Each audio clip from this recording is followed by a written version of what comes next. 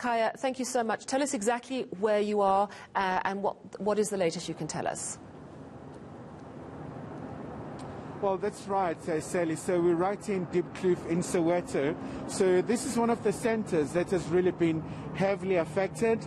Just a short while ago, some members of the military, the SANDF, were stationed here. But I can tell you this much, they've since departed from this point, and a couple of looters, as usual, have gotten back there to try and get some stuff that they can get. So that has been a very perennial challenge here in Soweto, because as soon as people do see the SANDF members, they kind of back down, but as soon as they leave the scene, that's when the people regroup and take the stuff away. But this particular center, the Diepkloof Square, is absolutely obliterated. In fact, we spoke to the center manager, and he was painting us a picture about the impact and counting the cost, and really saying that about 34 shops here, all of them have been stripped off and looted. And Sally, this is what he had to say when you had a very emotional interview with him.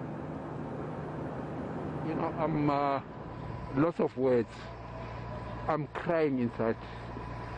I'm broken. Because what I've seen that our own people have done, it's very, very, very sad. Our own property that we have to just come walking to come and buy whatever that we need. It's damaged. So we have to spend more. And I can see the calculation that we are going to do now. It's millions of rand. People have lost their jobs at the moment. From here, what next?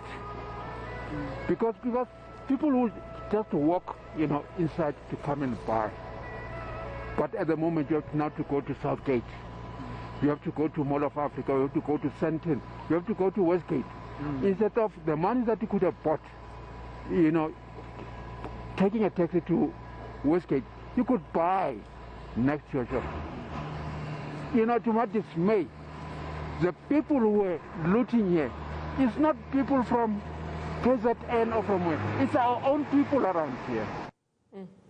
Yeah, that's such a powerful soundbite there when he said, I am broken. And, we were just chatting to Nabila in Durban, and she played us a clip of a looter who said, I have never felt so free, and a sense that he was completely justified in what he was doing. And then you hear from this gentleman who is utterly devastated. And as he said, it is people they know who have been looting from them. Just so difficult to hear. And of course, let us not forget that we are in the middle of a pandemic, that we are desperately trying to look after people who are gravely ill in hospital. We're also trying to vaccinate as many people as possible to help control this pandemic.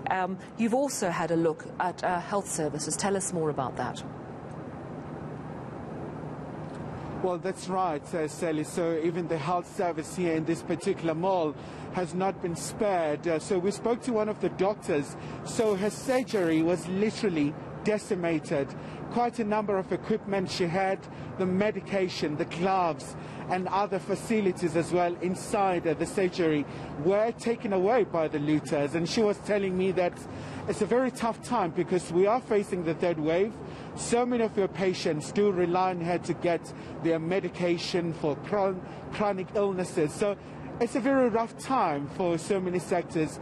And she was telling me that, she has been engaging with the insurance company in an attempt for this particular issue to be settled. But Sally, this is what she had to say. I heard in the evening that they are looting the square. The visuals that we got to only of the upper part, and I thought the medical center is going to be spared because, it's the surgery. But we're here first thing in the morning, and to find everything taken from the chairs, like waiting room chairs, coffee tables, fridges, machinery, equipment, which I don't know what they're going to do with them. We have ultrasound machines, emergency trolleys. One of the most expensive machinery that we use, the stethoscopes, everything was taken. The medication, all of it, because I'm a dispensing doctor, and all the medication was taken, all of it. And then they looted, they opened the taps because they even took the basins. So then the water ran through over the night. So the place was flooded.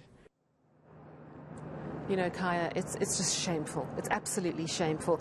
You said that Diepkloof Square has basically been completely obliterated. I want to ask what you expect overnight. It is going to be absolutely bitterly cold in Gauteng overnight. We understand temperatures will plummet below freezing. We're supposed to have seen the army. I want to ask you what you know about how the army is going to help the police protect what is still standing. Tell me what you're hearing. Well, Sally, it's going to be a very enormous challenge for the army, especially because obviously these incidents are very sporadic. But where we are currently positioned, I mean, there's nothing to loot. It's been hollowed out. Everything has been taken away. But what we do understand is the military will be just alongside the members of SABS to beef up the security on the ground so that they try to restore law and order, especially around here in Diepkloof. So this is one of the areas that has been severely affected. So they say they'll continue to have more patrols. But the challenge is immediately whenever they leave, that's when looters seize the opportunity and just go ahead and do all kinds of things. So we've just been crisscrossing here in Soweto. In fact, we were also really just in one of the filling stations, Sally. So the challenge around the fuel here in Soweto is going to be really problematic because we saw so many cars scrambling to get their tank filled up. And of course, the motorists, they were saying they've been driving all over the township trying to get fuel. So this particular filling station is just about 3 kilometers away from the township. So that's another battle. So the ramifications really are going to be really far-reaching. Perhaps not felt quite immediately, but it's going to really have a long-lasting impact, at least for now. Yeah, you're absolutely right, Kai. And we spoke to the N3 people who were telling us that essentially there are sections that are open, but essentially that route is closed. So that's impacting goods. It's also going to impact petrol. We're going to be speaking to the AA about that. We're also going to be speaking to the Truckers magazine to just understand exactly what we're in for in terms of those fears around shortages.